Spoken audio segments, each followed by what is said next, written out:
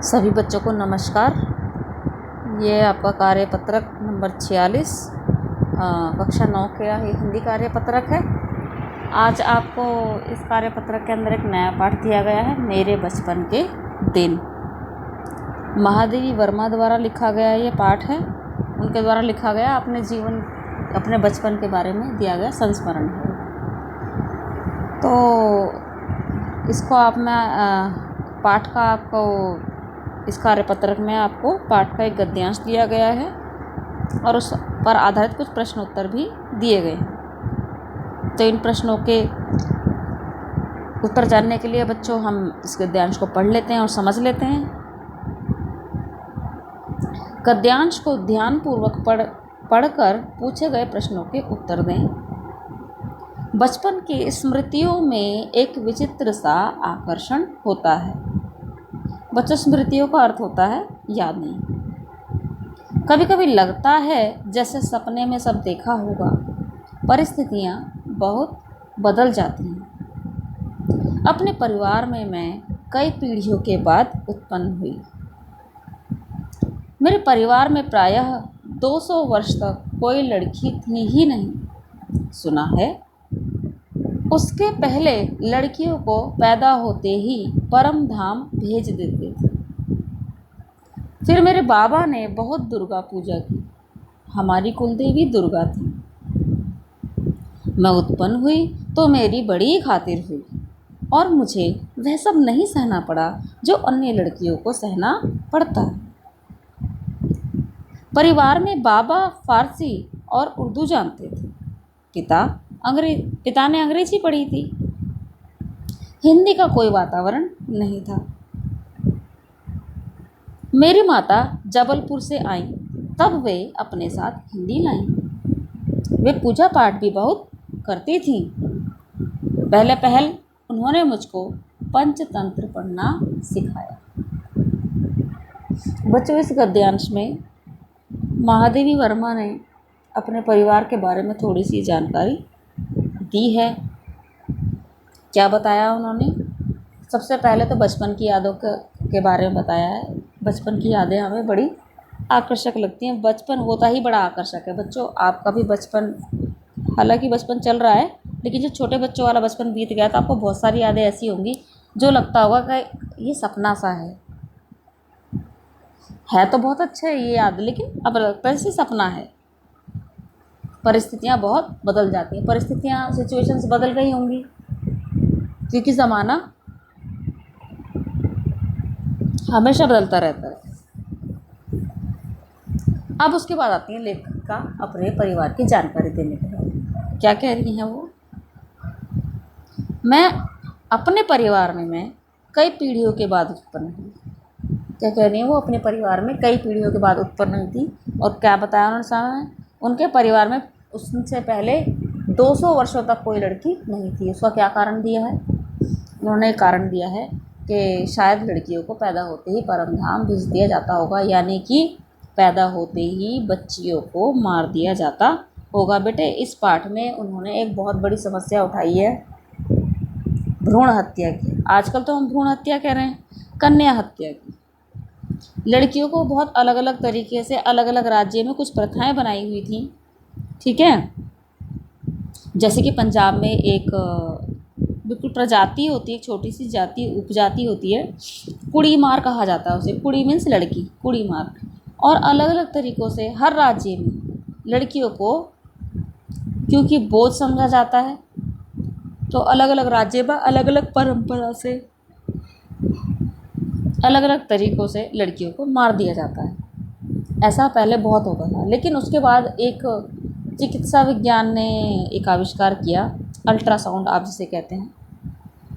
हुआ तो वो इसलिए था ताकि बच्चे की ग्रोथ को देखा जा सके, बच्चे के विकास को देखा जा सके, या उसमें कोई असाध्य रोग है तो उससे पहले ही उसका इलाज किया जा सके। लेकिन उसका इस्तेमाल किस में हुआ बच्चों? उसका इस्तेमाल हुआ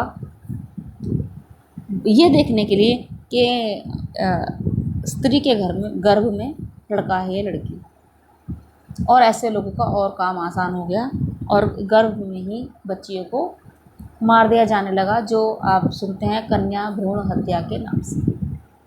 जिसका हमारे समाज पर बहुत गहरा असर हुआ कि लड़के और लड़कियों का जो संतुलन होना चाहिए संसार में, वो सब गड़बड़ हो गया और लड़कियां बहुत कम हो गई। अगर ये संतुलन और ऐसा ये जो अंतर है लड़के लड़कियों की संख्या में, यदि ये बढ़ता गया तो एक दिन ऐसा आएगा कि संसार को चलाने वाली लड़कियां ही नहीं बचेंगी दुनिया में, यानी दुनिया ख़त्म होने की कगार पर हो जाएगी। इस समस्या से बचने के लिए सरकार ने कई नियम कानून बनाए, बहुत सारी स्वयंसेवी संस्थाओं ने काम किया और अब लोगों में काफ़ी हद तक जागृति आ गई।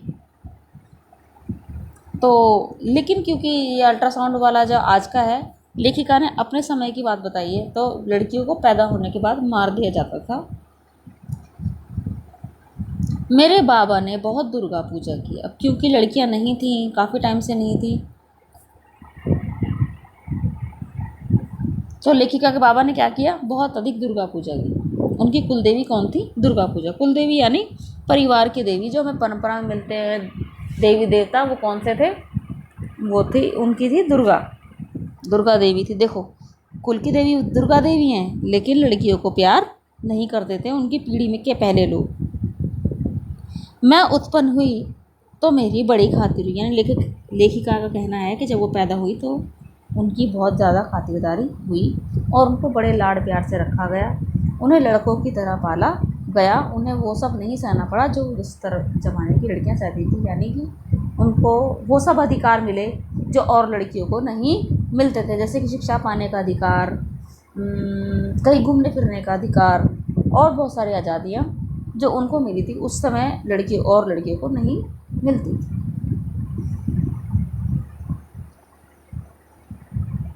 अब लेखिका ने बताया है कि उनके जो परिवार में पढ़ाई लिखाई का या भाषा ज्ञान का क्या वातावरण था।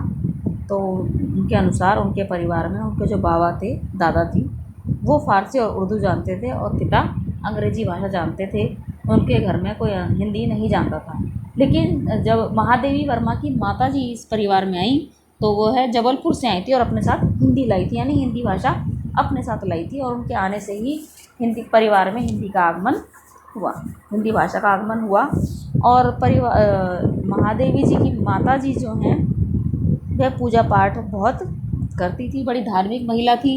और महादेवी जी ने कहा कि माता ने ही उनको घर पर सबसे पहले पंचतंत्र पढ़ना सिखाया। बेटे, पंचतंत्र हमारी एक हिंदू धर्म की पौराणिक कथाओं पर आधारित एक किताब है जिसमें बहुत अच्छे से कहानियाँ लिखी गई हैं। मौका मिले तो आप भी पढ़िएगा, हिंदी भाषा की किताब है। और सबसे पहले लेखिका ने क्या पढ़ना सीखा? पंचतंत्र। आशा करती हूँ आपको जिस तरह से मैंने गद्यांश समझाया समझ में आ गया हो। तो चलो अब इसका प्रश्न उत्तर देख लेते हैं बच्चों।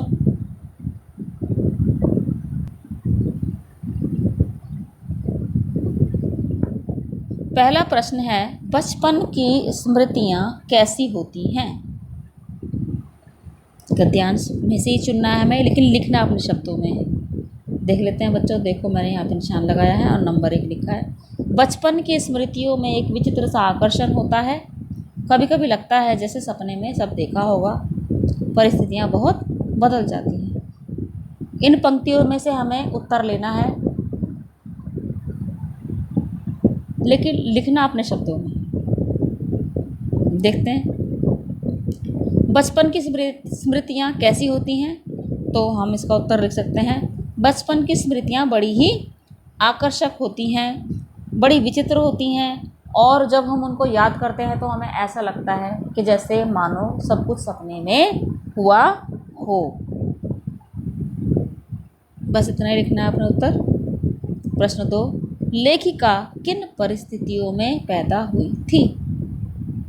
तो प्रश्न 2 हम यहाँ से ले लेंगे। अपने परिवार में मैं कई पीढ़ियों के बाद उत्पन्न हुई थी। मेरे परिवार में प्रायः 200 वर्ष तक कोई लड़की नहीं थी, कोई लड़की थी ही नहीं। सुना है उसके पहले लड़कियों को पैदा होते ही परमधाम भेज देते थे।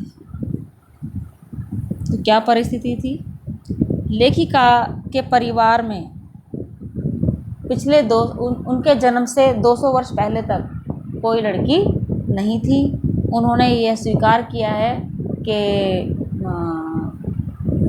उनसे पहले लड़कियों को पैदा होते ही उनकी हत्या कर दी जाती होगी। ठीक है, दोबारा बता देती हूँ उत्तर। लेखिका के परिवार में उनके पैदा होने से पूर्व, लेखिका के परिवार में लेखिका के पैदा होने से पूर्व लगभग 200 वर्ष पहले तक कोई लड़की नहीं थी। लेखिका का ये मानना है कि ऐसा लेखिका ने सुना था कि उनसे पहले शायद लड़कियों को पैदा होते ही उनकी हत्या कर दी जाती होगी, इसलिए 200 वर्ष तक उनके परिवार में कोई लड़की नहीं थी और उनके बाबा ने काफ़ी दुर्गा पूजा की, उसके बाद ही लेखिका का जन्म हुआ। अपने शब्दों में लिखना बच्चों, आम शब्दों में। प्रश्न 3, लेखिका के साथ कैसा व्यवहार हुआ? तो देखो यहाँ पर मैंने लिखा हुआ है, मैं उत्पन्न हुई तो मेरी बड़ी खातिर हुई और मुझे वह सब नहीं सहना पड़ा जो अन्य लड़कियों को सहना पड़ा। तो लिख सकते हैं आप, लेखिका का जन्म जब हुआ तो बहुत ज़्यादा खुशियाँ परिवार में मनाई गई, उसकी बहुत खातिरदारी की गई और उसको वो सब अधिकार दिए गए जो उस समय अन्य लड़कियों को प्राप्त नहीं थे। ठीक है। प्रश्न 4, परिवार में पढ़ाई लिखाई का क्या वातावरण था? देखो मैंने यहाँ से निशान लगाया हुआ है। बाबा फारसी और उर्दू जानते थे, पिता ने अंग्रेजी पढ़ी थी, हिंदी का कोई वातावरण नहीं था। मेरी माता जबलपुर से आई तब वे अपने साथ हिंदी लाई।